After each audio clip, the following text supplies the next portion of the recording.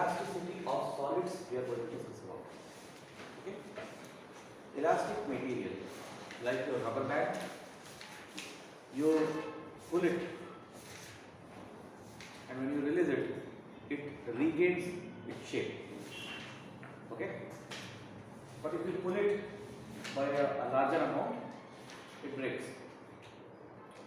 So, elastic behavior of solid means you apply a force on a solid and how it behaves. So, suppose first let us see how we can apply the forces. This is let us say a metal bar. First you need to know some terms. Okay? I am going to apply a force here. If I apply a force like this, this is called tensile force. Those who wish to do civil engineering and mechanical engineering and that line, they will be reading about this in much more depth. Okay? Because they will be dealing mostly with the behavior of solids only. In this room, this is a beam, column, these are all solids, right? So, how they behave. So, that is why this chapter we are studying. Okay? Just to give you a glimpse of why you are studying this chapter. Suppose you apply a force like this. Okay? I am talking about the nature of force. So, this is compressive force. Understood the difference now? So, this is a metal bar. A metal bar will look something like this. Isn't it? Metal bar will look something like this. So, you are applying a force like this. You have to imagine. Okay? So, you are applying a force which is normal to the cross-sectional area. What do I mean by cross-sectional area? You take a wire and cut it. What are you going to see? Suppose I cut it like this. What am I going to see? I am going to see a circle, isn't it? I am going to see a circle of some radius. So, you are applying a force like this. You are trying to elongate it. Elongation. Elongation means originally, let us say this metal piece was there, okay, and you applied the force. So there is a possibility that there will be a change in the length. Let us say this was 20 centimeters. After you pulled, this is called pulling only, no? Tensile force is a pull force, and this is a push force. Although the technical term is compressive force only, you can apply this force on a metal bar, you can apply this force on a plate, you can apply this force on a body. But the nature remains same. Alright? So, when you pull it, so originally let us say its length was 20 centimeters. So, it got slightly larger in length.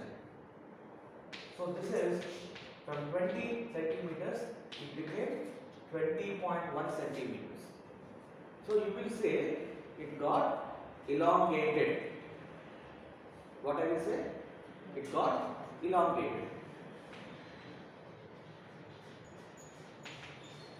Clear now? Now, it can increase in length or it can decrease in length. In this case, there can be a decrease in length. Alright. Now, elasticity, when you talk, we talk about applying a force. See, if you keep on increasing the force, what will happen? It will elongate.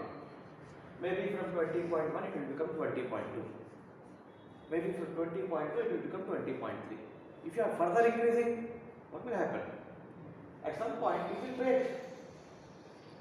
At some point it will break. So the metal piece here got broke because of this tensile force. So this metal piece has certain capacity. It has got certain capacity. You cannot wish to apply force as much you wish. There is a limit. So we try to calculate the strength of the metal piece. We want to know what is the strength of this. So this chapter helps us with the calculations of that. Okay? And you will be coming across now some terms. This force you are applying perpendicular to the area, right? So it is a normal force. So here you also come across a term called stress. Alright? So in this case you call the stress is normal stress. Clear now? So normal stress. What is the definition of normal stress means? Normal force divided by cross-sectional area. This is the definition of normal stress. You can also call it as longitudinal stress. Longitudinal means in the length direction. Are you not applying this force in the length direction? Now this is the length. Some of the terms you may not find in the book. I am teaching from my experience. Because I am a civil engineer, I have all this life, we keep on doing this one. Okay? So do not try to match each and every term. Sometimes you may not find. Try to learn. What exactly is this? Okay? So this can also we can call it as a longitudinal stress. Now what are the units? This is force. So this is newtons, and area means meter square. Newton per meter square is your pascals, or Newton per meter square is the unit of this. We denote this by sigma. In some books they will write it as F. Okay? Whatever symbol they give, understand what is a normal stress. Now you also come across pressure, pressure. So pressure also force by area. Then can I say that pressure and normal stress is same? The pressure and normal stress are different things actually. What happens is, you apply a force, right? This force is disturbing the arrangement of the bar, isn't it? It is trying to change. Otherwise the bar was simply like that.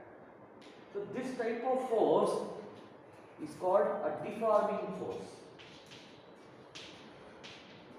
Deforming force. Understood? We call it as deforming force. So the exact definition of stress is deforming force divided by the area. You can see here this area is perpendicular to the force. That means if I take the bar like this, the stress I need to calculate. See, the area will be perpendicular to that. Now when you are applying a force, the particles inside, the molecules inside, they will resist it, isn't it? There will be an internal resistance also, no? Someone is trying to pull it out, someone is trying to change the length. What will the particles do? Particle will try to resist, right? Newton's third law. When you apply a force, equal and opposite reaction will be created. Now that is created on the particles, the molecules, the atomic structure. They will try to resist it. Okay? They will not allow to simply get elongated, isn't it? So this is an internal process. This is like a resistance.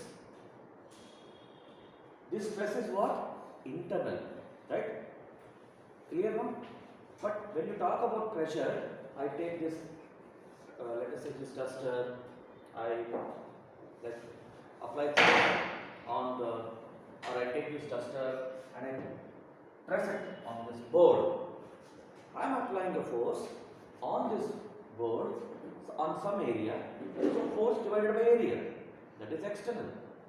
But this is kind of internal reaction. The particles won't like to get elongated. So they will resist.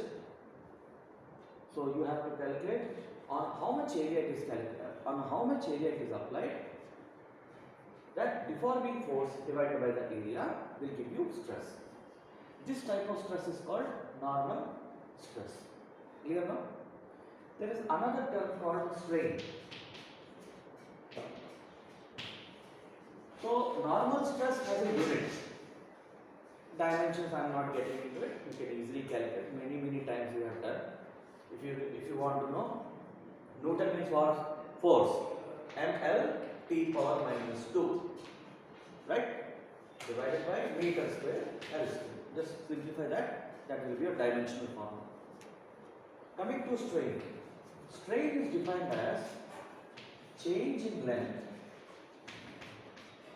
Change in length divided by original length.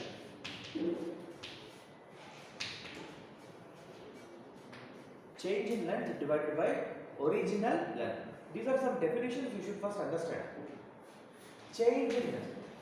By length. This is length by length. So first of all, it has no units. It has got no units. First you understand this. Strain does not have any unit. Okay? So if you take this example, the original length was 20 centimeter.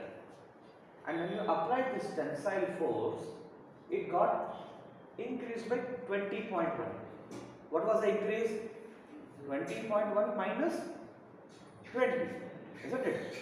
So in this situation, you can write 20.1 minus 20 divided by 20.